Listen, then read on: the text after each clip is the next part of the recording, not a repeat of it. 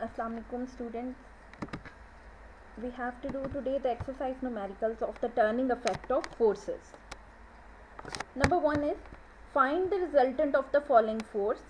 इसमें आपके पास क्या है 10 न्यूटन जो है आपके पास फोर्स एक्स एक्सिस के अलॉन्ग है, 6 न्यूटन जो है अलॉन्ग वाई एक्सिस के है और 4 न्यूटन जो है वो नेगेटिव एक्स एक्सिस के अलॉन्ग है. ठीक है, आपने रिजल्टेंट फाइंड करना है.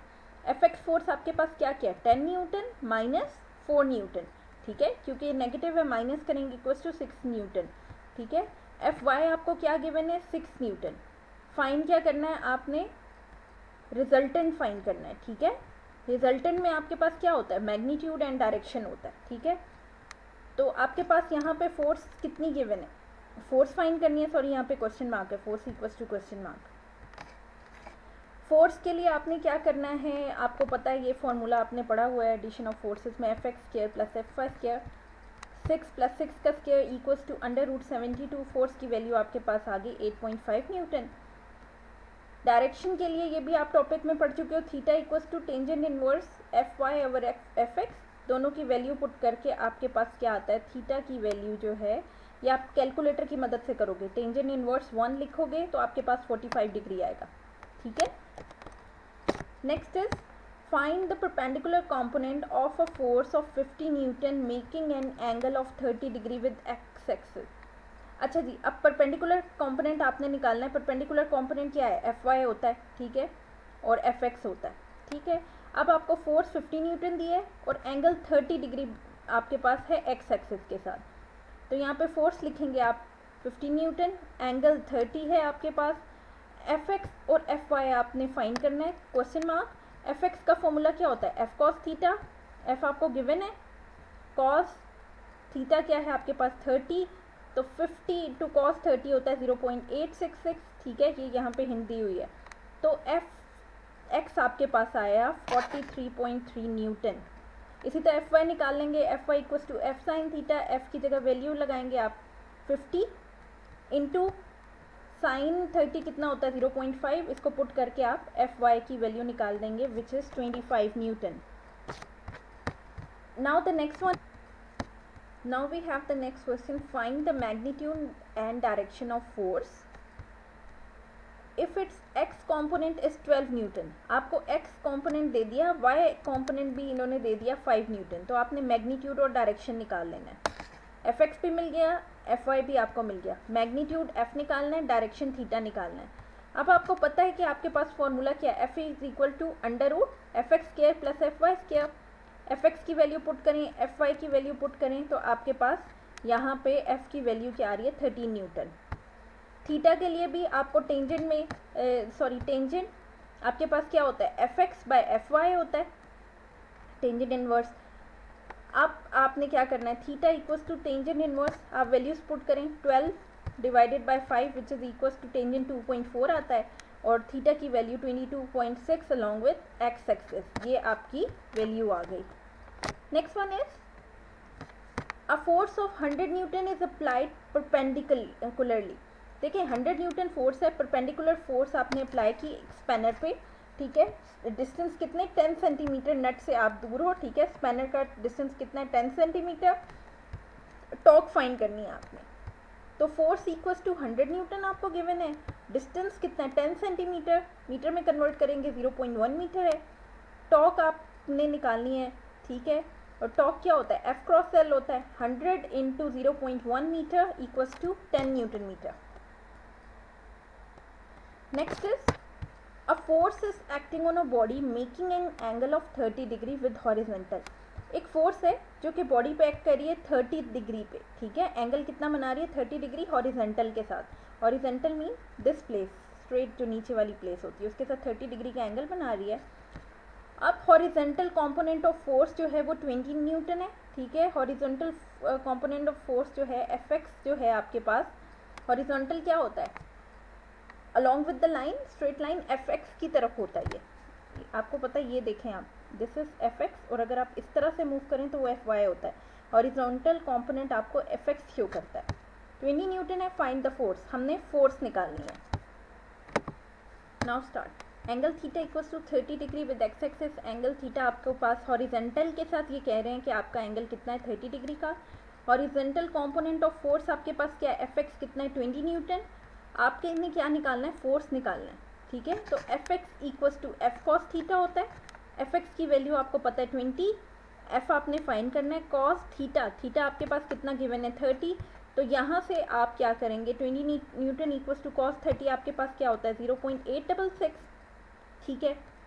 और आपके पास आ गया f equals to 20 divided by 0.866 equals to 23.09 which is approx 23.1 newton. तो आपके पास फोर्स कितनी आ गई 4.16। हम देखें इसके अंदर ये कहते हैं आपको कि एक स्टीयरिंग है कार का, उसका रेडियस क्या है 16 सेंटीमीटर। अब आपने फाइंड क्या करना है, टॉर्क फाइंड करनी है जो कि कपल की 50 न्यूटन जो है वो कपल जो है प्रोड्यूस हो रहा है, उस पर आपकी क्या टॉर्क है वो आपने फाइंड करनी है। रेडियस आपको गिवन है कितना 0.16 मीटर, मतलब 16 सेंटीमीटर को आपने मीटर में कन्वर्ट किया 0.16 मीटर हो गया।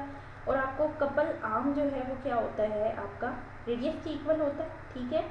तो आपने उसको क्या करना है L इक्वल्स टू 0.16 मीटर कर देना, ठीक है।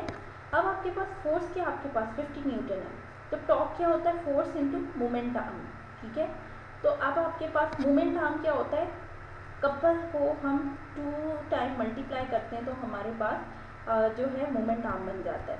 तो आपके पास क्या है टॉर्क 50 मल्टीप्लाई बाय 2 इंटू 0.16, तो आपके पास 16 न्यूटन मीटर आपके पास आंसर आता है।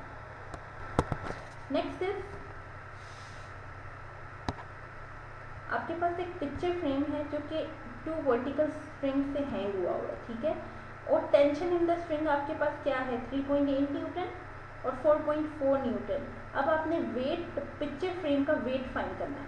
T1 टेंशन आपकी कितनी है 3.8 Newton, sorry for this blur image, 3.8 Newton है और फोर्स क्या है 4.4 न्यूटन है। फाइंड वेट आपने फाइंड करना है, तो वेट के लिए दोनों को प्लस करेंगे तो आपके पास क्या आ जाएगा 8.2 Newton.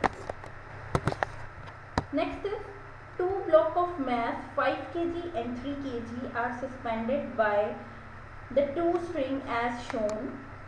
Find the tension in the string.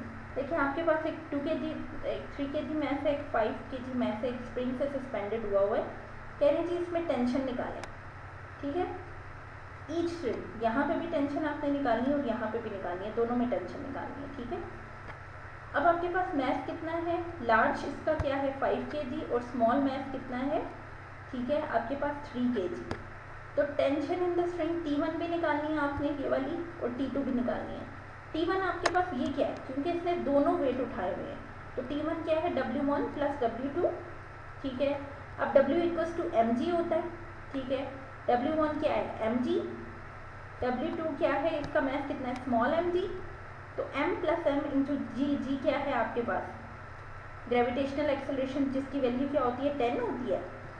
Math क्या आपको गिवन है 5 प्लस 3 आपने पुट किया, आपके पास T1 क्या आ गया 80 न्यूटन। यहाँ पे जो इस जगह पे आपके पास टेंशन अप्लाई हो रही है वो 80 न्यूटन है। T2 फाइंड करने के लिए आपने सिर्फ इसकी फाइंड करनी है, तो यहाँ पे कितनी टेंशन होगी, सिंपल स्मॉल mg, m की वैल्यू आपको क्या पता 3 एंड g कितना है आपके पास ग्रेविटेशनल एक्सेलरेशन होता है 10, तो T equals to 3 into 10 equals to 30 newton. तो ये आपके पास T2 की वैल्यू आ गई 30 न्यूटन।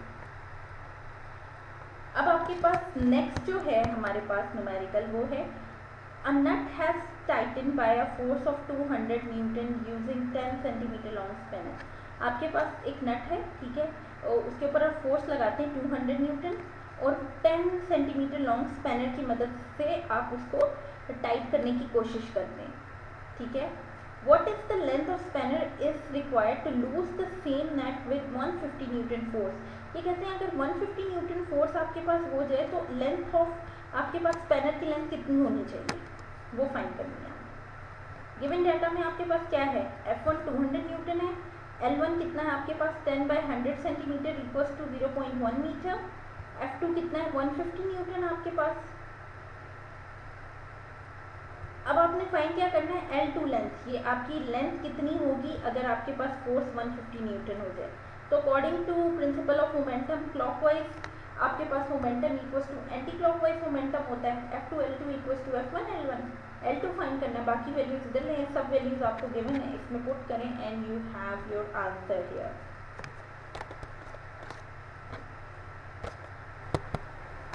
अच्छा दी, द लास्ट वन है कि आपके पास क्या है, एक 10 kg मैस है जो कि आप डिस्टेंस 20 सेंटीमीटर पे आपने किसी भी एक यूनिफॉर्म रॉड है 1 मीटर लॉन्ग, उस पर आपने सस्पेंड किया हुआ 20 सेंटीमीटर की दूरी पे। What force is required to balance it at its center of gravity by applying the force at the other end of the bar। कहते हैं कि आपने कितनी फोर्स लगानी है इसमें कि आप इसको बैलेंस कर सकें इसकी सेंटर ऑफ ग्रेविटी पे, ठीक है, कि आप इसके दूसरे एंड पे कितनी फोर्स लगाएंगे। देखिए एक रॉड है, ठीक है, उसके एक एंड पे आपने 10 kg वेट जो है 20 सेंटीमीटर के डिस्टेंस पे रखा हुआ है। अब उसके दूसरे एंड पे आप कितना वेट रखोगे कि वो पूरा बैलेंस हो सके, ठीक है। तो हमने वेट फाइंड करना है। मैथ कितना है हमारे पास 10 kg, लेंथ आपको कितनी गिवन है यहाँ पे 20 divided by 100 equals to 0.2 metre आपको गिवन है। L2 लेंथ जो है वो हम इसका जो यूनिफॉर्म बार है आपके पास, जो लॉन्ग आपके पास बार है, ठीक है, जिसके ऊपर मैथ सस्पेंडेड हुआ है, उसका हाफ लेते हैं सेंटर ऑफ ग्रेविटी तक, तो 0.5 मीटर है। वेट W2 आपने फाइंड करना है। तो according to principle of momentum clockwise movement equals to anti clockwise movement, W2 L2 equals to W1 L1। W2 find करना है आपने। W1 आपके पास क्या है M1G into L1 L2। M1 आपको कितना गिवन है 10, ग्रेविटेशनल एक्सेलरेशन की वैल्यू 10 है। L1 आपके पास 0.2 है, divided by 0.5 equals to 40 newton. तो आपके पास वेट की वैल्यू जो है वो 40 न्यूटन आती है, ठीक है।